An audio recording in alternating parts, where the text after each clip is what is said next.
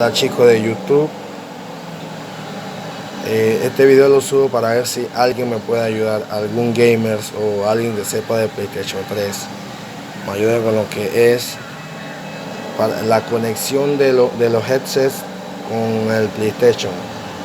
Lo he intentado varias veces, he visto muchos videos y ni uno me ha podido ayudar con eso, porque intento entrar en ajuste de accesorios, me voy a lo que es administración de dispositivos Bluetooth.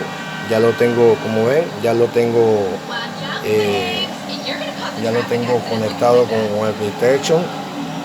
Salgo, entro nuevamente, me voy a lo que es ajuste de dispositivos de audio,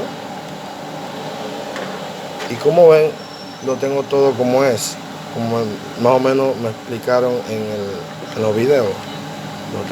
Lo tengo todo conectado con el headset, que es este.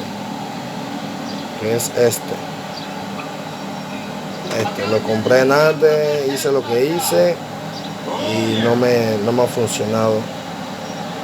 Entonces ya lo tengo conectado, ya trato de hablar acá, aló, y no funciona. Y vuelvo, hago la misma cosa, le quito para ver si de repente es eso, digo hola y nada.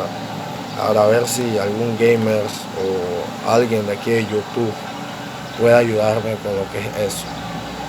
Muchas gracias.